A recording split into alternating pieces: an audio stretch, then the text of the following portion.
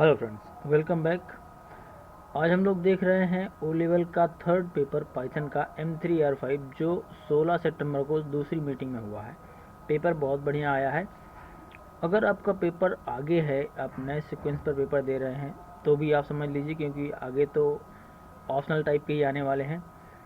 लेकिन अगर आपने दिया है तो भी आप चेक कर लें पेपर कैसा था, यानी आपने कितने सही किए हैं। लेकिन आगे अगर आपका पेपर है तो आप ज़रूर देख लें, क्योंकि पेपर में क्वेश्चन रिपीट होते हैं, चाहे वो ट्रिपल सी का हो या ओ लेवल का हो। तो ओ लेवल के पेपर, ए लेवल के पेपर, सभी में क्वेश्चन रिपीट होते हैं। इस पेपर में भी हमने जो पीछे बताए थे सेट पेपर में, मॉडल पेपर में, उससे बहुत सारे क्वेश्चन आए हैं। इवन ट्रू फॉल्स के जो 50 क्वेश्चन हमने लास्ट में बताए थे, उसमें 6 क्वेश्चन इसमें हैं। तो इसको आप सही समझ लें। पहला क्वेश्चन है, निम्न कोड का आउटपुट क्या होगा। देखिए, सबसे पहले क्वेश्चन में ही एक बड़ा डाउट है यहाँ पर। तो डाउट ये है कि ये जो क्वेश्चन है ये पाइथन 2 का है और आपके कोर्स में पाइथन 3 है।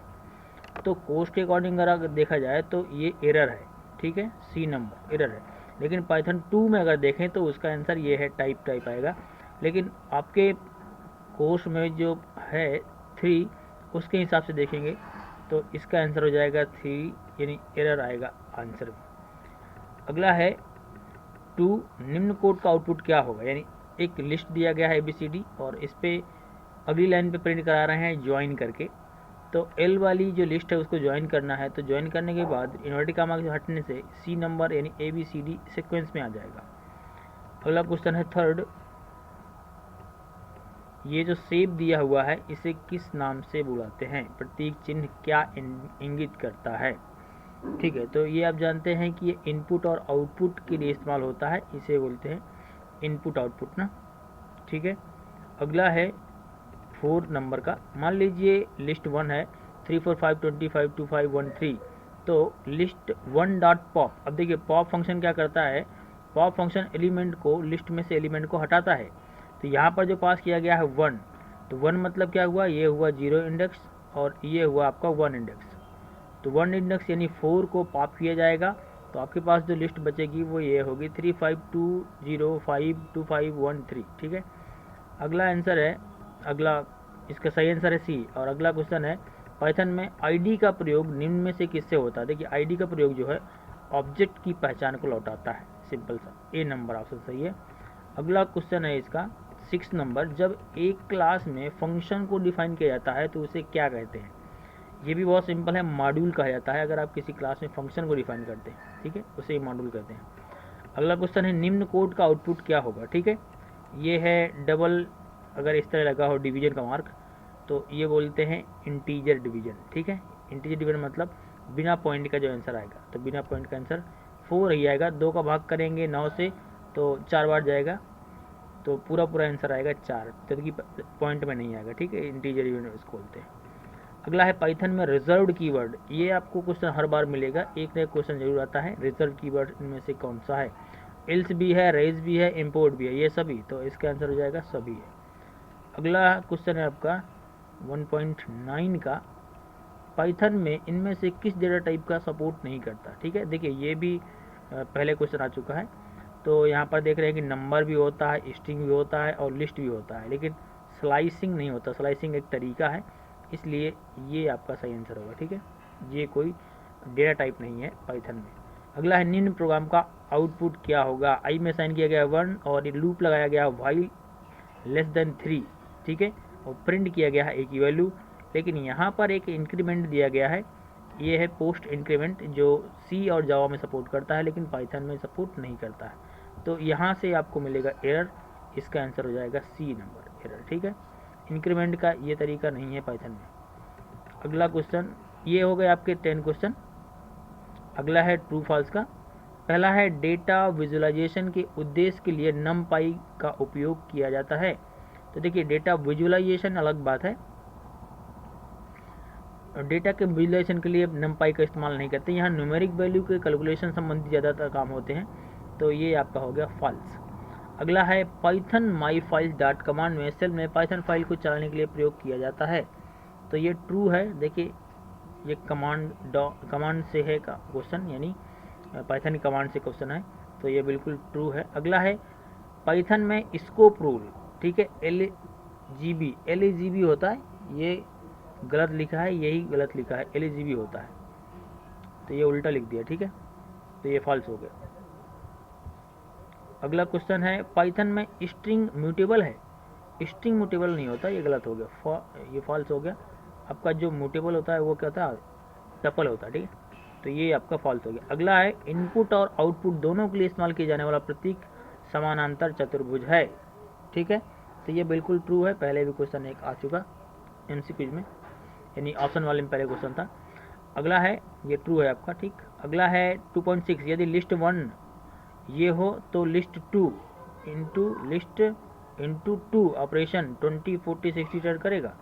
20 40 60 मतलब उसको गुणा करेगा, नहीं, गलत हो गया, रिपीट करेगा, वो 2 बार रिपीट कर देगा, गुणा नहीं करेगा, ठीक है। 2.6 का आपका हो जाएगा फॉल्स। ये इस तरह गुणा, लेकिन 2 का मतलब है कि 2 बार रिपीट करेगा, ये 10 20 30 2 बार प्रिंट होगा, गुणा नहीं करेगा, ठीक है। अगला है, फ्लो चार्ट में कंडीशनल स्टेटमेंट के लिए प्रयुक्त सिंबल डायमंड बॉक्स होता है। कंडीशन के लिए डायमंड प्रयुक्त होता है, बिल्कुल सही है, डायमंड टाइप का शेक आपका प्रयुक्त होता है, जो इस तरह से बना होता है, इस तरह से कुछ, ठीक है, ये आपका डिसीजन बॉक्स इस तरह से। अगला है 2.8, आप किसी सिंगल एलिमेंट के लिए कुंजी का प्रयोग करके किसी डिक्शनरी में वैल्यू प्राप्त नहीं कर सकते हैं। तो देखिए, ये 2.8 का आपका फॉल्स हो जाएगा, क्योंकि किसी भी की का उपयोग करके आप वैल्यू को प्राप्त कर सकते हैं, इसलिए ये फॉल्स हो जाएगा, ठीक, क्योंकि यहाँ पर नहीं लिखा हुआ इसलिए। अगला है, पाइथन में मेन फंक्शन, देखिए ये मेन फंक्शन कहीं इस्तेमाल नहीं होता, पाइथन का ये सिमुलेशन नहीं है, पाइथन में ये अलाउड नहीं है मेन फंक्शन वगैरह लगाना, ये आपका C++ और जावा वगैरह में काम करता है, यहाँ पर नहीं काम करता। अगला है, पाइथन को एक साथ कई वेरिएबल के लिए, बिल्कुल सही है, आप कर सकते हैं ऐसा, कई वेरिएबल के लिए एक साथ वैल्यू साइन कर सकते हैं। अगला है आपका, ये होगा आपके ट्रू फॉल्स के 10 क्वेश्चन। और अगला है आपका मैचिंग वाला, कॉलम मैच करने के लिए। अगला है रिकर्जन, ये तो आप जानते हैं, रिकर्जन में प्रयोग होने वाला डेटा स्ट्रक्चर क्या है, तो ये है आपका स्टैक टाइप का, इसे बोलते हैं स्टैक, ये हो जाएगा आपका 3.1 पे बी, ठीक है, स्टैक टाइप। अगला है, फाइल में लिखी जाने वाली पंक्ति की एक सूची लेने वाला फंक्शन, एक सूची यानी एक लिस्ट लेने वाला फंक्शन आपका ये हो जाएगा राइट लाइन्स, ठीक है, ये ध्यान रखिए, राइट लाइन्स, लाइन पूरी पूरी एक सूची हो गई आपकी, तो ई नंबर आपका ये आंसर हो गया। अगला क्वेश्चन है 3rd का, फाइल में परिवर्तन स्थिति उत्पन्न करने वाला फंक्शन, ये आपको बताना है, तो ये हो जाएगा आपका टेल, ठीक है, ये परिवर्तन टेल वाला काम करता है, ये हो जाएगा आपका सी। 2 स्ट्रिंग को जोड़ने के लिए इस्तेमाल किया जाने वाला, ये तो आपको जानते होंगे, है ना, कनकेटिनेट बोलते हैं इसको, और ये जो प्लस ऑपरेटर है आई, प्लस ऑपरेटर का इस्तेमाल किया जाता है, 2 स्ट्रिंग आपको जोड़नी है तो प्लस ऑपरेटर इस्तेमाल करके आप जोड़ सकते हैं। अगला है, त्रुटि की जांच के लिए जाने वाला स्टेटमेंट, त्रुटि की जांच के लिए आपका जो स्टेटमेंट इस्तेमाल होगा, नीचे एसर्ट, ठीक है, त्रुटि की जांच के लिए, तो यहाँ पर हो जाएगा आपका जे नंबर, एसर्ट। अगला है, किसी संख्या की घात, तो घात के लिए आप क्या करेंगे, पावर इस्तेमाल करेंगे, ये हो गया जी नंबर। और अगला है इज ऑल नम, ये फंक्शन है, लाइब्रेरी फंक्शन है, आप लाइब्रेरी फंक्शन पढ़े होंगे, तो इसका जो आंसर हो जाएगा ए नंबर का, ठीक है।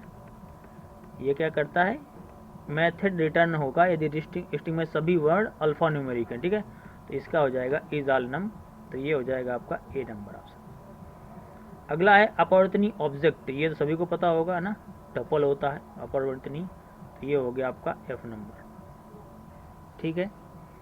अगला है आपका गेट CWD, ये फंक्शन है, तो ये क्या काम करता है, ये आपका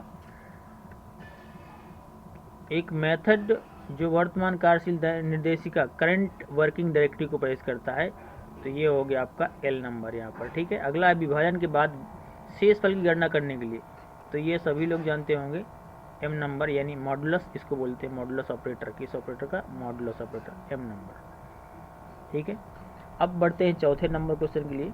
देखिए, नए सिलेबस पर जो क्वेश्चनिंग है या नए सिलेबस का जो आपका पैटर्न है, वो सब इस चैनल पर प्रोवाइड किया जाएगा आपको। 100 क्वेश्चंस यानी कि जो 100 के पैटर्न आएंगे, थ्योरी वाले और प्रैक्टिकल वाले, सारे क्वेश्चन यहाँ पर मिलेंगे।